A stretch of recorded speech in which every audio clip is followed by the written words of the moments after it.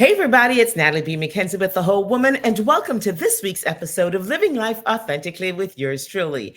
So, there is much to talk about. Let's see. Today in the United States of America, it's Indigenous Peoples Day. Much to unpack there as to what is Indigenous Peoples Day, but I'm happy to know we're acknowledging it and the people that are really originally from these lands.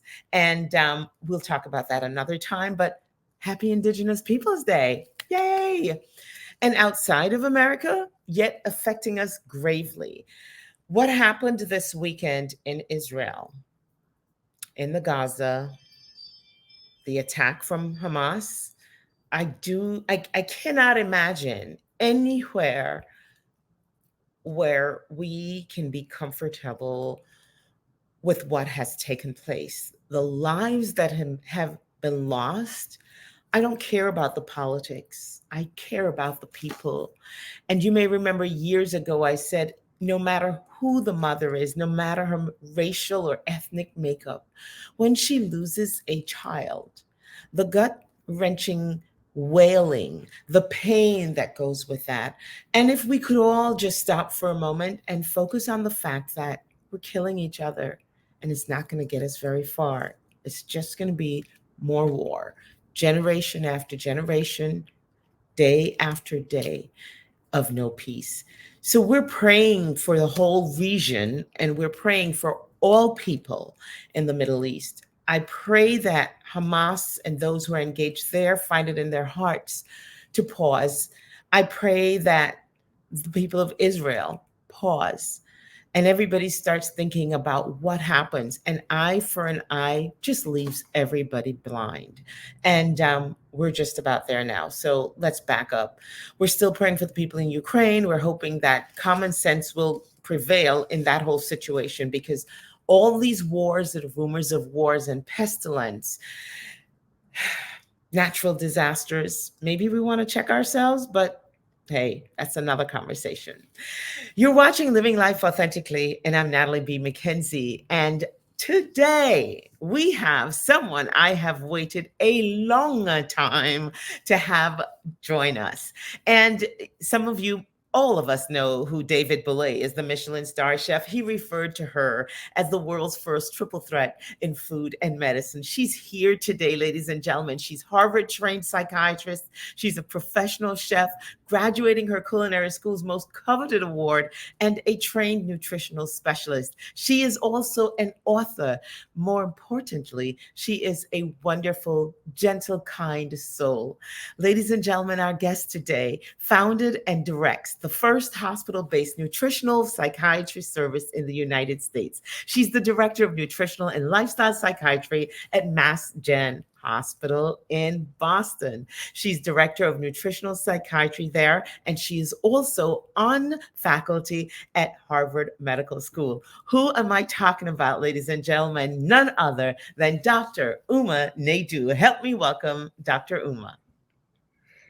Hi, Natalie. Hello, and thank you so much for joining us. I'm so Thank you. excited. I'm really happy to be here. Wow. And that beautiful smile never, it always warms my heart. I am glad you're with us. And we're so glad that you could join us. Dr. Uma Naidoo. Okay, I'm going to do something we almost never do. I'm going to start here. A Michelin star chef? When did you find time to do that? So I know this is actually confusing. David Boulay is the Michelin starred chef, and he referred to me as the first triple threat. So I didn't have the opportunity yet, Natalie. Maybe you and I can get together and do that to become a Michelin star chef. But it was about putting together the work that I loved to do in the nutrition space, because doctors don't talk to us about our food and they're not trained to, and mental health, wherein lies my heart to help people, and then the culinary arts. So Well, we're going to work on that because it's out there. So we may as well, we may as well just make it happen. So yes. tell us a little bit about yourself, Dr. Uma. One of the things we do here at The Whole Woman is we celebrate accomplishments. We Yes. celebrate all things that we get done, but we really want to celebrate the person, and we want to help people know how they can get from where their starting point is Yeah. to where someone like yourself is. Tell us a little bit about yourself. Your name is unique and beautiful. Thank you. We're celebrating Indigenous people. You look like you Yes, could be an Indigenous it's person. true. Tell us a little bit about your background. Yes. Thank you. So my name is actually Sanskrit. I'm Indian or South Asian by ethnicity, but I was actually born, Natalie, and raised for the early part of my life in South Africa during apartheid. Mm, And I'll share with you in a few moments how that evolved into sort of my food beliefs and more of that. But early on in my life, one of the ways that my parents, who really didn't have the chance to advance their lives or their careers beyond the kind of the oppression of apartheid. They, when I had the opportunity to study overseas very early in my life, they celebrated that. And mhm, even though it took me very far away from them, I moved to Boston to study. But it was, they reinforced that education was a way out from these types of situations. mm. Because many people don't realize that in South Africa, if you were not white, then there were only sort of two lanes, and they were just the world. The way that things were segregated was actually pretty devastating as a child. I fortunately was raised in a family where my parents worked hard and we had resources, but the segregation was pretty significant, and I'll tell you that it really impacted my view on how I think about food and the fact that people really need to have choices around things. And I don't buy into this eat this not that culture that we live in. So Speaking of apartheid, how did the ignorance outside of South America, and especially on this side of the world, yeah, you being of Indian descent, yeah, were you considered simply non-white, yes. or was it a Yes. tiered system? It was varied. There were things that it was tiered in the sense. So there was black and there was not black, or there was, sorry, there was black and there was white. What am I saying? And then with if you were not white, you were either black or you might have been Indian or you might have been some variation of that, which is, when you think about it, it's kind of ridiculous. But the reality was that people who were not white had fewer resources. So I think that that's not always well understood in the world. Um, and I think that one of the things I'll tell you that I sort of kind of processed as I matured and became an adult, Natalie. I'm a firm believer, in psychotherapy and in counseling to support people's just their own development. It could be life coaching, whatever appeals to you. But one of the things I realized was that in order to succeed for the first part of my life, I really almost suppressed that background. I needed to get ahead, and I was studying and I was doing all the stuff in culinary school and all of that. But I've come to understand that when you grow up and you judge by the color of your skin, and you're a child and you don't really know why, or you can't really tell, like, why would that matter? Because you can't figure out those things when you're that young. One of the things that made me feel very strongly about food is I feel that people need to be able to make a choice about the food that they eat, and that should not be a decision that's dictated to them. So I do not believe in the food politics in this country, and by that I'm referring to even doctors or influencers who say never eat this, don't eat that, you have to eat one food group or another, because I think that any diet can be healthy if it's tweaked with the right intelligence and knowledge behind it to help you eat the best piece of steak or the best plant based meal or somewhere in between. But it comes from that root. Um, in my own background, where that trauma and that pain turned into something that I feel very strongly about. So Mhm. even though I was actually raised and still am a pure vegetarian, that was just my family is Hindu and they're vegetarian, yet my husband's family eats anything. I just feel that people need to have a choice. And so when people ask me, why I feel that way, even though I'm vegetarian, it comes back to that Yeah, autonomy. Never autonomy. losing that Autonomy. autonomy. That Yes. is so very interesting because, having spent time with you, I observed the vegetarian practice Yeah. and Yeah. the have it all, enjoy it all practice, and the happy the happy medium and convergence of the two, where you just do your thing and he does his, and everybody has a great meal. So that's beautiful to know that really is Thank you. driven by your firm belief of holding on to autonomy and ensuring others have autonomy over what they do. That's interesting. Now, Dr. Naidoo, how do you make it out of an apartheid South Africa into Boston, Massachusetts, to Harvard University? That is not an average transition for someone It's with limited access. this is very true. But it was actually an opportunity that my then fiance, now husband, obtained, and that we made a decision. So we both, very young, although like we always say, and you've heard this, Natalie, we still consider myself 25. But we had this opportunity young, and we were dating at the time, and he wanted to spend some time overseas, and he applied for a fellowship. He contacted the hospital, and he was awarded a fellowship. So we made the decision to move our wedding forward and to do this together. And so when we moved, he really pioneered the way by getting this fellowship. And then I had to come here and with his support kind of navigate the system. And I did by first starting off in research at the hospital, where I am now an attending and run my own clinical service. But way back then, I started off in research, and from there we have to actually take exams and stuff like that, and then apply for the programs. And I was fortunate enough, with perseverance and resilience, and still going back to that focus on the education piece, to get into a Harvard program. And from there, really built the rest of my career. But that was a big stepping stone for me. Let's talk about the career that we see today and how you were able to make the decision that, well, first, why psychiatry? Mental health was just always extremely important to me. I felt that people needed to be heard. I love working with people. But my heart has always been in mental health. I felt that there was a lot of suffering in the world. And if my talking and understanding the position of people and helping them through therapy, through whatever the mechanism was, now it's nutritional psychiatry, that was important to me. As it turns out, we're now in a mental health crisis and it's ever more relevant. So I'm glad that it's been brought forward, but there's still so many people suffering.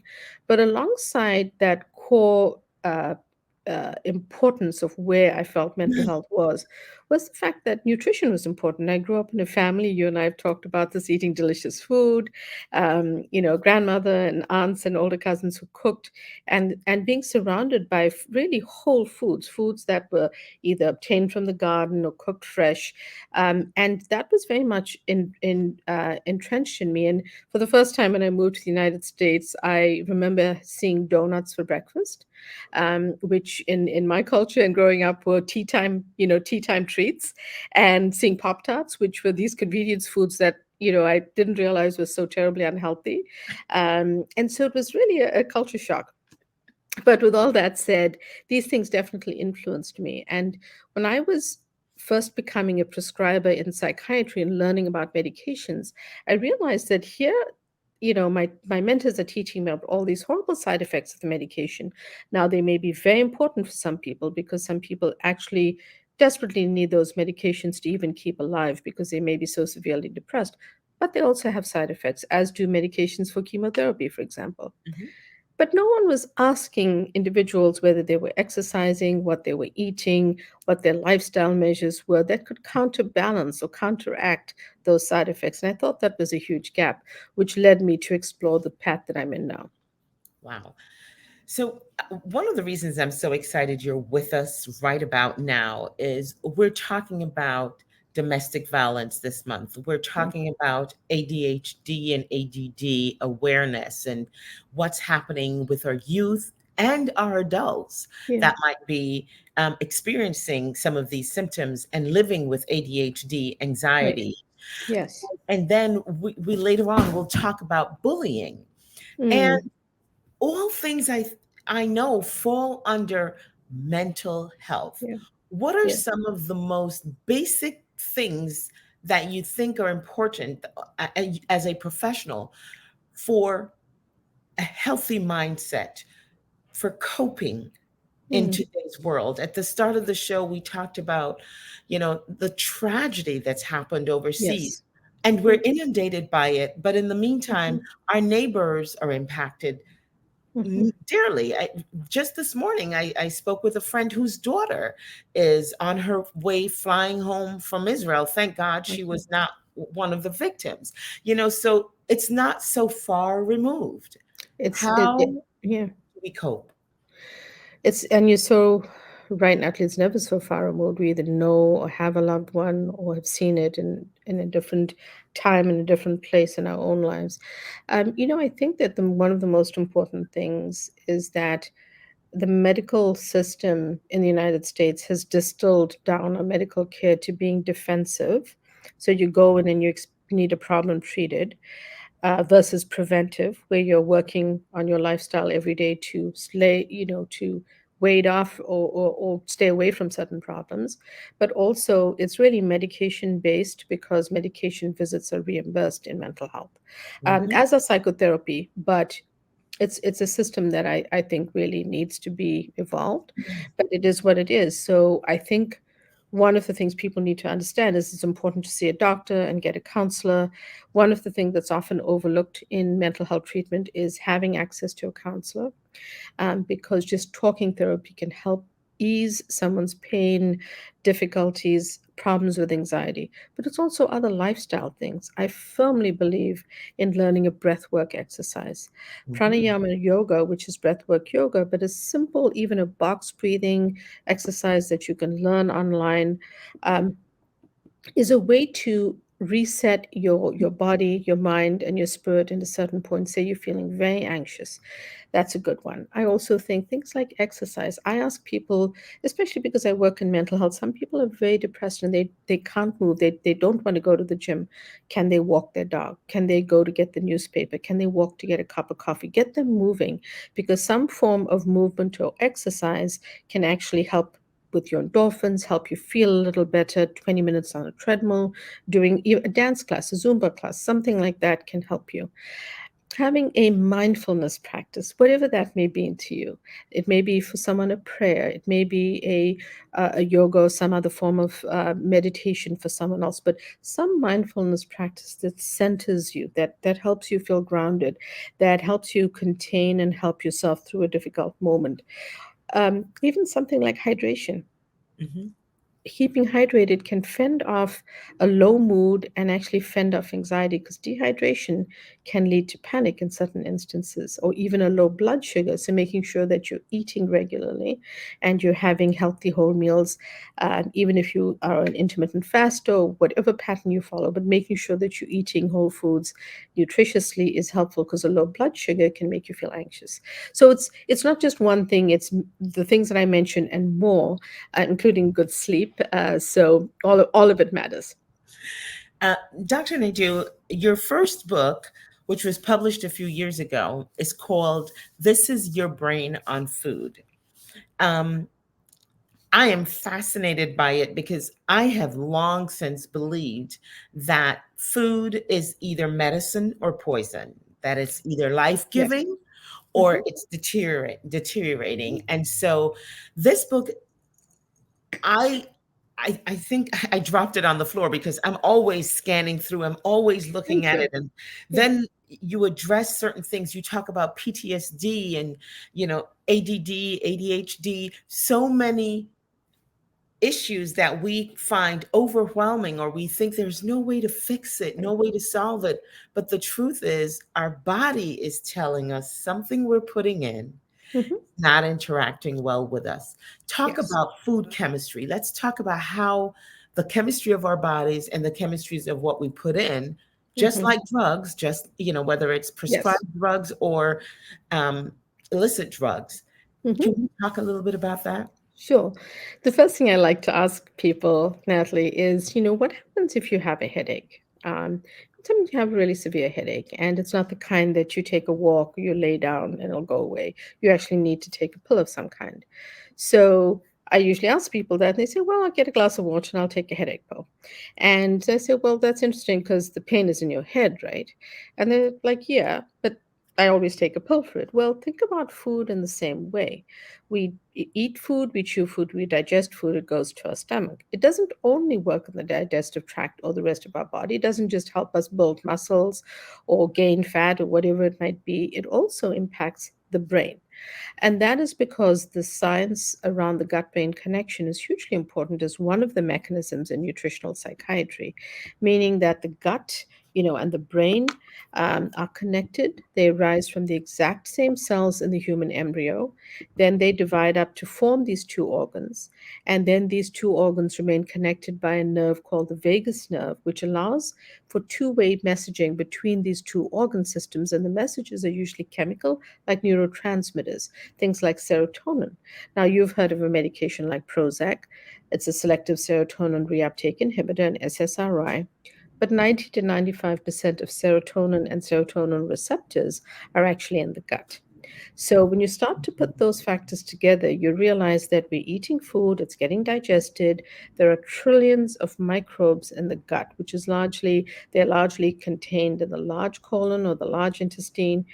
They're interacting with the foods that we eat. And when you feed them well, Natalie, when you give them a healthy meal, salads and healthy fats like avocado and salmon, good sources of protein, good sources of carbohydrates like some vegetables, they thrive. And when they thrive, your inflammation in the gut subsides, there's no dysbiosis, there's no development of things like leaky gut and other things. But if you are going to the fast food restaurant every day, or you eat candy and chocolate all the time, every day. And that's really what your diet is. Because the standard American diet is called SAD for a reason, because it's high in processed, ultra processed junk foods and fast foods. Wait a minute, Doc. Did you just say the standard American diet It's is a called SAD SAD? for a reason. I was not. The acronym is like it is sad, it's a It's very reminder. sad. But the truth is that that's what, going back to my Pop Tarts days, that was the first time I saw Pop Tart. And I thought, oh, this is so convenient. I can take it to work. And, it took me a little, not too long to fortunately figure out it wasn't good. But at the same time, it's that mindset, isn't it? You don't realize that these are the foods we're consuming. So because we're consuming these foods, and if they're impacting those microbes, there are also bad or negative microbes down there. And if they are fed and they love sugar and they love all the unhealthy ingredients, Mhm. they thrive. When they thrive, they upset the balance inside our gut. And that leads to inflammation and conditions like leaky gut. But also, when that type of inflammation gets set up, I see clinically increase in mental health symptoms like anxiety, lack of focus, problems with attention, and more. Now, the adage of sugar causing hyperactivity, or Yeah, it is said that cancers thrive on diets that are high in and sugar. sugar. Is there true science behind that? There actually is true science behind that. One of the things we want to do at the outset is understand the types of sugar we consume. So we're not talking about blueberries. We're not talking about, sources of sugar that are from actual food. We are talking about the added processed, ultra processed sugar, the high fructose corn syrup, the additives, the artificial sweeteners, those types of things that are actually just driving the dynamic in the wrong way. Um, there's also things like colorants and dyes, which impact attention in foods, that impact younger children or even as adults. These things can be hugely important. Sugar on its own actually impacts brain cells. So this is not something that people realize. You can think, well, I'm, having a couple of candies, but if that's largely what you eat, if that's the focus of your diet, treats and candies and sugar and cakes all the time, unfortunately, what you're eating is a lot of sugar. And there has to be the balance where you're getting your fiber and your vegetables and colorful foods with lots of biodiversity to help your gut along. Now, I know, Dr. Naidoo, you've done a follow up, or rather, you're doing a follow up to This Is Your Brain on Food, which I can't wait. Tell us about that book. Tell us what we Yes. can expect, and when can we get our hands on Oh, it? thank you. So, my next book called Calm Your Mind with Food. It's got one of my favorite foods on it, which is purple sprouting broccoli, which is a cruciferous vegetable similar to purple cauliflower. So, thank you for asking. Book comes out December 26th of this year. It's available right now for sale wherever books are sold, as well as on my website. But Calm Your Mind with Food is written because what I saw every single day in the pandemic was more and more cases of anxiety, and we need to find a solution. Medication trials have shown, Natalie, that when people take a medication for anxiety, some of them get better, but at least 50% or more never get better, may have some remission, but they have very little remission, may have some improvement, but very little remission. So we need more solutions. And going back to the sad diet, the pandemic didn't help us with what we were eating because there were so many fears that we faced with supermarket shelves being empty and access to food being a fear for many of us, especially at the beginning of the pandemic, that people stocked up on those shelf stable unhealthy foods because it was necessary. But now it's time to walk ourselves back from that. It's not the only reason that anxiety is increased, but it's one of the reasons. And I feel it's one reason where we can intervene. And that was really the purpose of bringing this book forward, to put information, as many people have said to me, they look on the internet for information about anxiety. What can they eat or what can they do? And they're searching in different places. And what this book does is takes the recent science, puts it in one place, and then walks you through what you should get at the supermarket, walks you through a protocol. Literally, you can set up your week on how to build in these meals, and then followed by a chapter of recipes to help you create those meals. And the recipes are ones that you can substitute. You can put tofu instead of chicken. You can put beef instead of something else. It's meant to be flexible to embrace all diets as well. And I love, your starting point is food autonomy, people getting Yes, to choose what they want. It what they is eat. not a one size fits all, it is not an absolute situation. It's having a balanced diet, maybe trying to avoid the sad way of eating. Diet. Yes. And then we'll have glad hearts. Yes, that's a great one. I'm You know, going to use that. that diet gives you a sad heart. So let's get more cruciferous vegetables in. I am a lover of the purple cauliflower. I love cauliflower anyway. So, I put do the love air it. fryer in Yes. it, it gets even more fun. Dr. Naidoo, it is such a pleasure talking with you. This is the first of many conversations we hope to have with you. We hope to have Thank you on you. site at our retreats because we really want to explore food and our mood and how we can make healthy choices and eat more of a glad diet versus a sad diet. Thank I you so love that. much. Thank you. Remember, check out Dr. Uma Naidoo at umanaidu.com.